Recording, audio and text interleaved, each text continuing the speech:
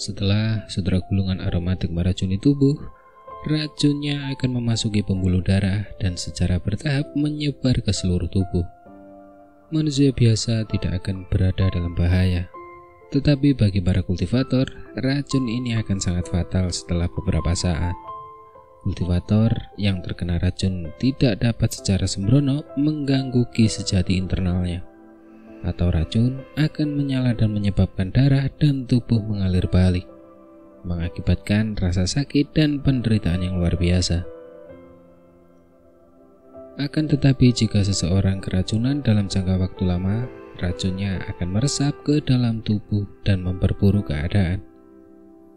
Bahkan jika seseorang berhasil memulihkan sedikit dan mengendalikan ki sejatinya dengan baik, ia tetap harus mengkonsumsi penawarnya setiap hari. Jika tidak, perubahan bertahap akan terjadi di dalam tulang, yang menyebabkan fondasi tubuh menjadi layu. Tubuh akan meringkuk, lumpuh, dan tidak dapat bergerak. Akhirnya tubuh akan meleleh menjadi genangan lumpur. Yang lebih mengerikan lagi adalah begitu racun menembus tulang, tidak ada yang bisa dilakukan untuk mengeluarkannya. Orang tersebut hanya bisa mengandalkan pengobatan jangka panjang agar bisa bertahan hidup. Racun itu tidak akan menyala untuk sementara waktu.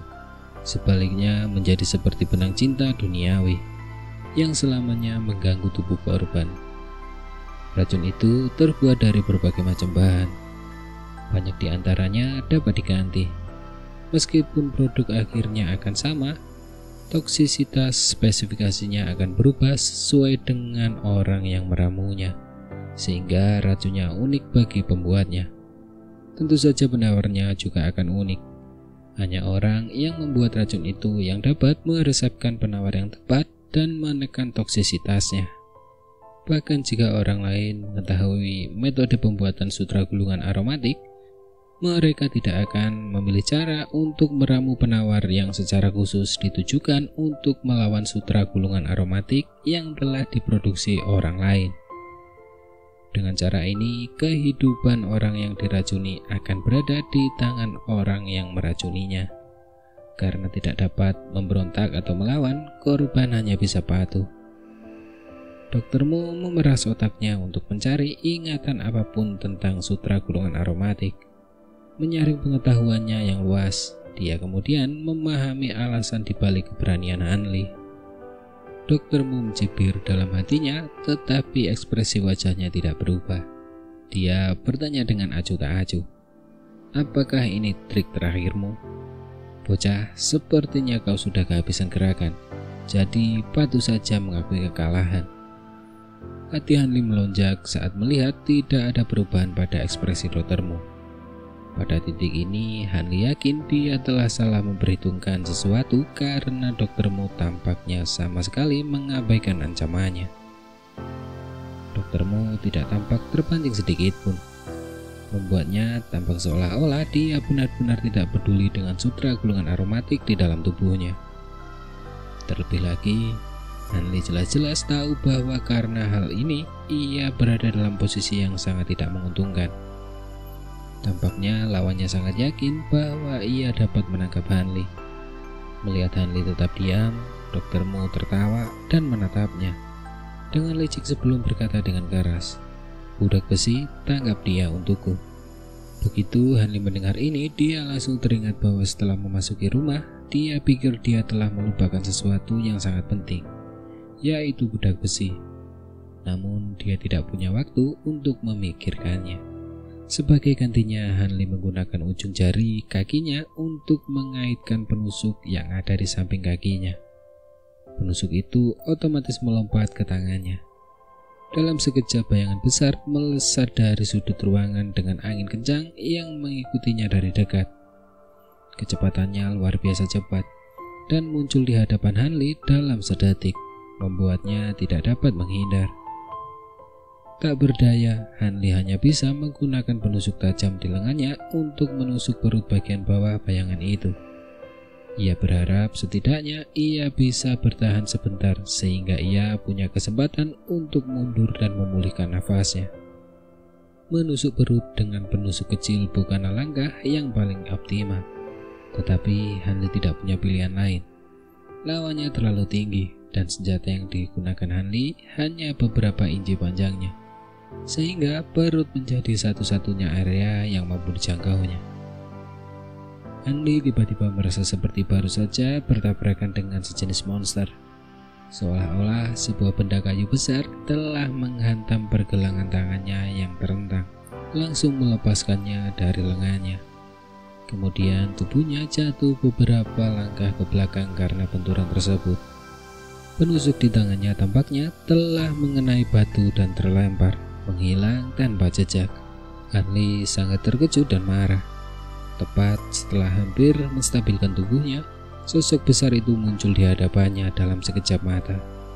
Seketika Hanli merasakan sakit yang tajam di kedua bahunya saat dua lengan besar mencengkeram tulang belikatnya dengan kuat menjepitnya.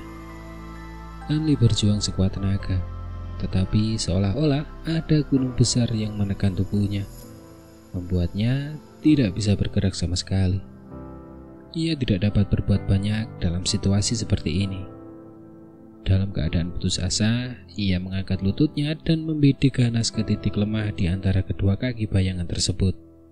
Begitu menyakitkannya hingga Hanli terus-menerus berkeringat dingin. Setelah melancarkan serangan yang biasanya akan berakibat fatal bagi lawannya, ia menemukan bahwa bayangan raksasa itu sangat kuat. Tempurung lututnya pecah berkeping-keping seperti pecahan telur ayam yang pecah saat telur itu menghantam batu. Namun gerakan Hanli justru memancing amarah lawannya. Tangan besar di atas bahunya tiba-tiba meningkatkan tekanannya. Hanli merasakan sakit yang amat sangat hingga ia jatuh lemah ke tanah serta hampir kehilangan kesadarannya. "Jangan terlalu kasar, budak besi. Aku membutuhkan orang ini," perintah doktermu dengan keras. Setelah kata-kata itu diucapkan, Hanli merasa bahunya terasa ringan dan rasa sakitnya pun berkurang drastis. Dalam hatinya, ia tidak dapat menahan nafas lega. Untuk pertama kalinya, ia merasa suara doktermu enak didengar. Namun, setelah bersukacita sejenak, kecurigaannya muncul kembali dalam benaknya. Sejak awal perkelahian mereka, Hanli menyadari bahwa entah mengapa doktermu bersikap lunak terhadap Hanli di titik-titik krusial perkelahian itu, karena takut Hanli akan melukai dirinya sendiri.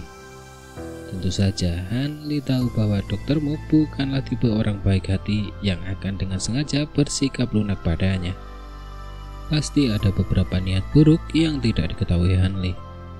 Kekhawatiran doktermu bahwa Hanli akan melukai dirinya sendiri adalah alasan mengapa doktermu bersikap hati-hati saat mengambil tindakan terhadap Hanli, karena dia tidak berani menyerang dengan kasar. Jika tidak, keduanya akan saling bermusuhan. Hanli diam-diam memutuskan untuk sepenuhnya memanfaatkan aspek ini saat bernegosiasi dengan doktermu, dan kemudian memikirkan cara untuk lolos dari cengkeraman jahat lawannya. Saat doktermu berjalan ke depan Hanli, dia bisa melihat semua yang dipikirkan Hanli. Dia menyeringai saat meraba dada Hanli dan mengeluarkan cermin. Dia tidak bisa menahan diri untuk tidak tercengang melihat benda ini. Ternyata benda inilah yang melindungi dada Hanli dari serangan doktermu. Tanpa berkata apa-apa, dia menganggukkan kepalanya sedikit dan mengeluarkan sebuah kotak kayu persegi panjang berwarna kuning dari dadanya. Kotak ini sangat indah dan permukaannya diukir dengan seekor naga dan burung ponik. Siapapun dapat melihat bahwa itu adalah benda langka yang berharga, dan karenanya jarang terlihat oleh orang biasa. Doktermu menghadap Hanli dan dengan khidmat membuka tutup kotak itu, memperlihatkan beberapa bila perak yang aneh dan identik. Entah bagaimana bila-bila itu menyerupai gabungan antara belati dan pedang. Badan bila-bila itu sangat aneh. Bila-bila itu melengkung menjadi setengah bulan. Panjangnya mirip dengan pisau stiletto. Ketika doktermu mengeluarkan salah satu bilah perak, Hanli melihat bahwa anehnya bilah yang menyeramkan itu setipis lembar kertas. Cahaya dingin yang berkedip di permukaan bilah itu sudah cukup bagi Hanli untuk mengetahui bahwa bilah itu setajam silet. Menggunakannya untuk mengiris daging manusia semudah memotong pakaian. Ujung gagang pada bilah perak itu bahkan lebih aneh lagi. Di ujungnya terdapat kepala iblis dan tampak menyeramkan. Itu memiliki sepasang tanduk dan mata yang tertutup rapat. Dr. Mo mengangkat bilah pedang jahat itu dan melirik Hanli dengan penuh pengertian di sudut matanya. Tindakan ini membuat Hanli benar-benar ketakutan. Pikirannya yang tidak menyenangkan tampaknya benar. Dr. Mo ingin menggunakan pisau jahat itu untuk memotongnya. Wajah Hanli mulai berubah menjadi hijau saat dia menatap Dr. Mo yang mengangkat pisau tajam itu tinggi-tinggi ke udara. Di bawah sinar matahari, ujung pisau itu berkilauan dengan intens, memperlihatkan ketajamannya dengan jelas. Jantungnya tanpa sadar mulai panik, tetapi kecerdasannya mengatakan kepadanya bahwa Dr. Mo hanya mengintimidasinya. Karena Dr. Mo telah mengeluarkan begitu banyak upaya untuk menangkap Hanli hidup-hidup, dia pasti tidak akan membunuh Hanli dengan mudah. Saat bilah pedang tajam itu terlihat turun perlahan dari langit, berniat menembus tubuhnya, Hanli tetap diam, dengan kuat mempertahankan ekspresi keteguhan hatinya.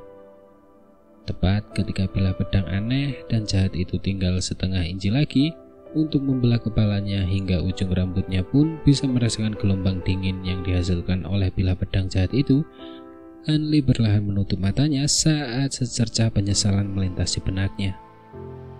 Mungkinkah Dr. Mo benar-benar akan membunuhku? Jika aku tahu ini lebih awal, aku akan memohon belas kasihan. Mungkin ada secercah harapan bagiku untuk bertahan hidup. Aku masih sangat muda. Aku benar-benar tidak ingin mati seperti ini. Jika berita kematianku sampai ke orang tuaku, apakah mereka akan merasa sedih? Apakah mereka akan menyesal mengirimku ke sekte 7 misteri? Di garis tipis antara hidup dan mati itu, segala macam pikiran yang mengganggu muncul dalam benak Hanli, mengancam untuk menguasainya. Tiba-tiba Hanli tampak telah mengalami semua suka dan duka hidup pada saat ini, memperoleh pencerahan mengenai masalah hidup dan mati. Suara bilah pedang jahat yang menusuk tubuh manusia terdengar keluar. Tubuh Hanli bergetar pelan, namun anehnya dia tidak merasakan sakit sedikit pun. Apa yang terjadi? Hanli membuka matanya karena terkejut. Saat Hanli membuka matanya, dia terkejut. Tanpa diduga dia melihat bahwa bilah pedang yang mengerikan itu tertancap di antara tulang belikat Dr. Mo dan menusuk dalam-dalam ke tubuhnya hingga hanya gagang bilah pedang yang tersisa di luar serta sedikit bergetar. Tidak ada darah meskipun lukanya parah, memperlihatkan bahwa ujung bilah pedang itu sangat tajam. Sementara Hanli tetap bingung dengan pemandangan itu, Dr. Mo melawan semua kewarasan dan akal sehat dan sebenarnya mulai memuji Hanli. Bagus sekali, dasar bocah nakal. Kau memang punya nyali. Tidak menangis minta ampun bahkan saat kau hampir mati. Bagus sekali. Ketika aku melakukan perjalanan di Jianghu beberapa waktu lalu, aku bertemu banyak pahlawan yang mengaku tidak takut mati. Namun saat mereka mendarat di tanganku, hanya dengan sedikit tekanan mereka langsung berubah dari pahlawan yang diproklamirkan menjadi seorang pengecut, berlutut dan memohon agar nyawa mereka diselamatkan. Hanli membeku. Dia tergagap tidak jelas, tidak yakin harus menjawab apa. Sebelumnya dia hampir menyerah pada tekanan. Hanya dengan menggertakkan giginya dan menahannya dengan kuat, dia berhasil tidak berteriak. Itu juga karena dalam hatinya dia percaya bahwa Dr. Mo tidak akan membunuhnya begitu saja. Dan dengan demikian, dia beruntung lulus ujian ini. Selain itu, Hanli juga memiliki harga diri sebagai seorang pria, dan dia tidak mau mengubah pendiriannya untuk memohon belas kasihan kepada Dr. Mo. Menghadapi pujian dari Dr. Mo, Hanli tentu saja tidak akan mengoreksinya. Namun banyak sekali kontradiksi yang muncul di hatinya. Tidak yakin apakah ia harus senang atau kecewa. Saat berbagai macam pikiran berkecamuk dalam benak Hanli, Dr. Mo dengan sigap mengambil sisa bilah-bilah jahat itu dan mulai menusukkan dalam-dalam ke setiap bagian tubuhnya. Hanya menyisakan kepala-kepala iblis dari bilah-bilah jahat itu yang terekspos. Setelah Hanli pulih dari keterkejutannya, ia menyadari bahwa ada total 7 bilah tajam yang tertancap di tubuh Dr. Mu. Bilah-bilah itu ditusukkan di kedua bahunya, kedua kakinya, perut bagian bawahnya, dan bilah-bilah lainnya ditancapkan di depan dadanya. Ketika dilihat dari jauh, Dr. Mu memberikan kesan bahwa tubuhnya telah dicabik-cabik dan dipotong-potong di tengah kekacauan itu. Hanli tidak tahu apakah ia harus senang atau takut dengan mutilasi diri yang dilakukan Dr. Mu. Mungkinkah metode itu merupakan awal dari seni bela diri yang sangat kuat? Mungkinkah Dr. Mu menggunakan seni bela diri yang kuat itu untuk menghadapi Hanli? Setelah Dr. Mu selesai menusuk dirinya sendiri, ia memasuki keadaan meditasi, tidak lagi berbicara sepatah kata pun dan mengabaikan semua gangguan. Hati Hanli sedikit bergetar. Ia merasa bahwa ini adalah kesempatan yang sangat baik untuk melarikan diri. Namun, tepat ketika ia ingin bergerak, ia tiba-tiba terhenti, seolah-olah menyadari sesuatu. Hanli tersenyum pahit. Bagaimana mungkin dia bisa melupakan orang raksasa yang tidak jauh dari Dr. Mu? Orang raksasa itu selalu mengamati gerakan Hanli. Bagaimana mungkin dia punya kesempatan untuk melarikan diri? Tampaknya sebelum memasuki kondisi meditasinya, Dr. Mu telah merencanakan semuanya dengan cermat. Dia tidak takut dengan tipu daya apapun yang mungkin dimiliki Hanli. Orang raksasa bernama budak besi ini tampaknya berasal dari suatu tempat yang misterius. Tubuhnya sama dengan tangan perak iblis milik Dr. Mu. Ketangguhan tubuhnya sedemikian rupa sehingga bahkan kelemahan fatal spesies pria tidak dapat ditembus oleh pedang atau tombak. Semua rencana Hanli untuk melarikan diri hancur hanya dengan kehadiran pria ini. Saat Hanli diam-diam mengutuk makhluk raksasa itu di dalam hatinya, perubahan yang tampaknya bersifat jahat terjadi di depannya. Wajah Dr. Mu mulai berkedut, diikuti oleh gemetar hebat di sekujur tubuhnya. Wajahnya berubah aneh, seolah-olah dia menahan rasa sakit yang luar biasa. Bersamaan dengan bilah-bilah mengerikan yang tertancap di tubuhnya, orang-orang yang mengamati tidak dapat menahan rasa takut. Seolah-olah mereka dapat merasakan munculnya udara yang sangat dingin di ruangan tempat Dr. Mu berada. Tiba-tiba Dr. Mu berhenti gemetar, namun suara gemuruh rendah yang sangat aneh keluar dari dalam tenggorokannya. Suara ini terasa seperti suara binatang purba yang buas. Pada saat ini Dr. Mu tampaknya bukan lagi seorang lelaki tua, melainkan binatang purba yang mengerikan dari alam liar. Setelah itu, hal yang lebih mengerikan terjadi. Kabut hantu yang muncul di wajah Dr. Mu setahun yang lalu muncul kembali. Dibandingkan dengan setahun yang lalu, kabut hantu yang muncul sekarang jelas berbeda. Selain peningkatan volume, warna kabut sekarang jauh lebih hitam. Ketika muncul di wajah Dr. Mu, itu mirip dengan dia yang mengenakan topeng hitam pekat yang menutupi fitur aslinya. Tentakel-tentakel gelap juga mulai muncul dari kabut hantu. Selain itu, kabut hantu mengalami perubahan yang mengguncang bumi. Di tengah tentakel-tentakel gelap, kabut hitam tampak memperoleh tekstur menjadi berkilau dan lembut. Kabut itu tampak memiliki kemauannya sendiri, mengembang dan mengerut tak terkendali, sehingga tampak menari-nari liar di wajah Dr. Mu. Kedua tangan Dr. Mu membentuk gerakan tangan lotus, berputar ke posisi yang aneh. Bibirnya bergerak sedikit, seolah-olah dia sedang menggumamkan mantra. Hanya saja suaranya terlalu rendah sehingga Hanli tidak dapat mendengar apa yang dia katakan. Bersamaan dengan gerakan aneh Dr. Mu, kabut hantu di wajahnya tampak sangat gelisah, seperti menuangkan air dingin ke panci panas yang mendidih. Kabut hantu mulai melonjak dan mendidih, menciptakan banyak tentakel kecil yang menggeliat mengancam di udara. Tampaknya mereka ingin menghentikan Dr. Mu melakukan sesuatu. Tepat saat kabut hitam mencapai titik jenuhnya, Dr. Mu tiba-tiba membuka matanya.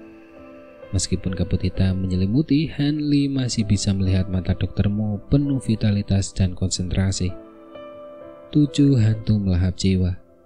Dr. Mo berteriak menyebut nama seni rahasia yang akan ia gunakan pada Hanli.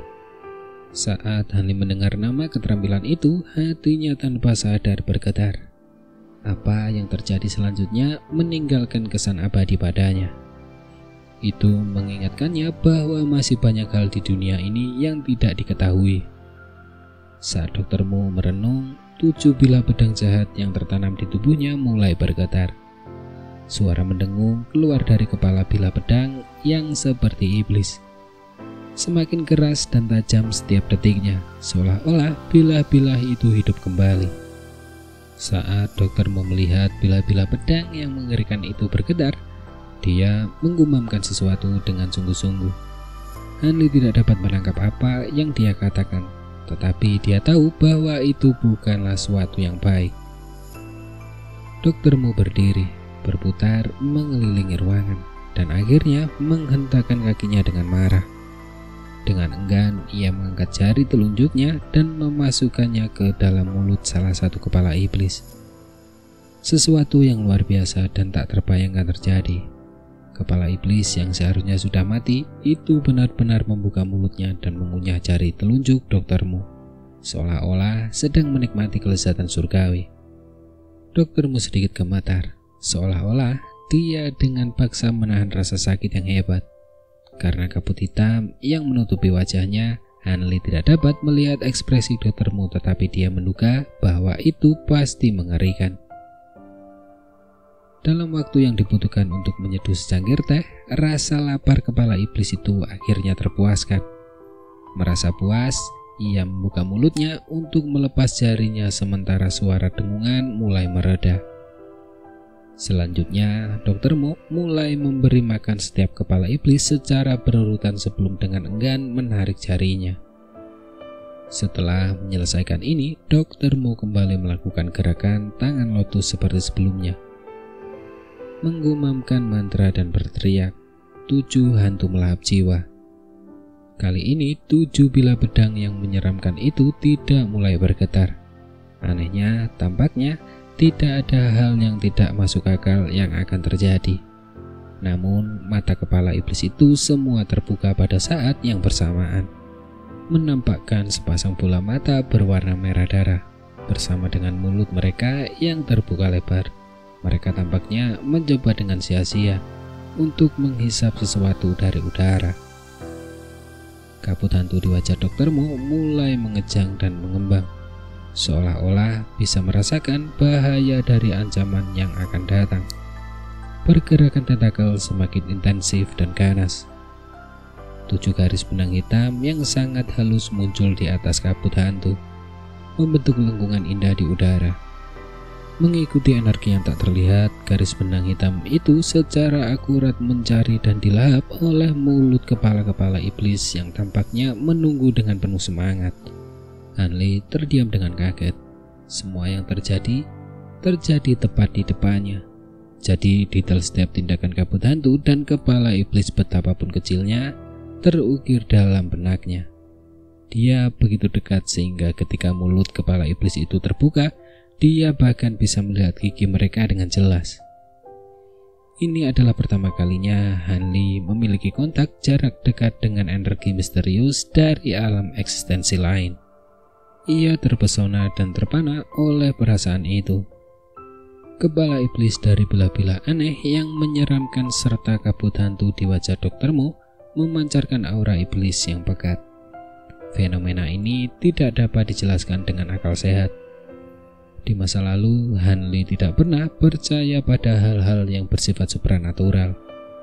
Jika bukan karena ia mengalaminya sendiri hari ini, ia sama sekali tidak akan pernah mempercayainya.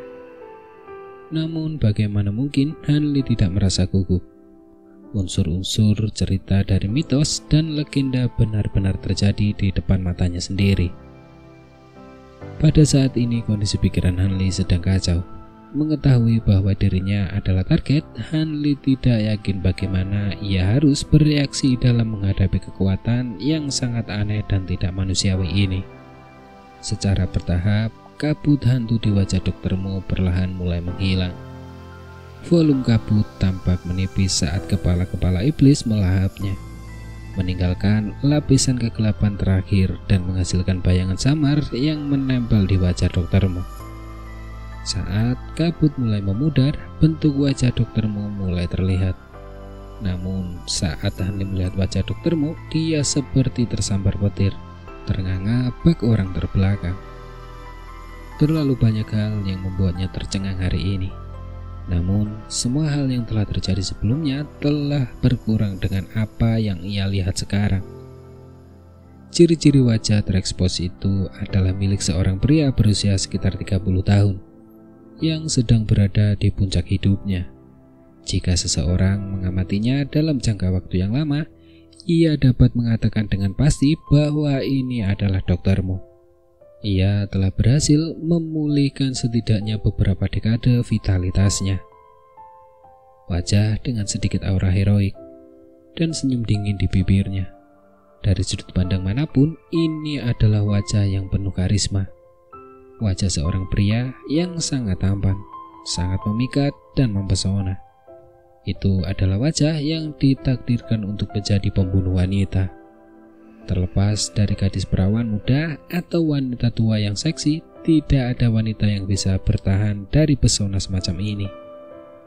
Dengan centingan jarinya yang paling kecil, selama dia menginginkannya, pasti akan ada wanita yang menyerahkan diri mereka ke pelukannya.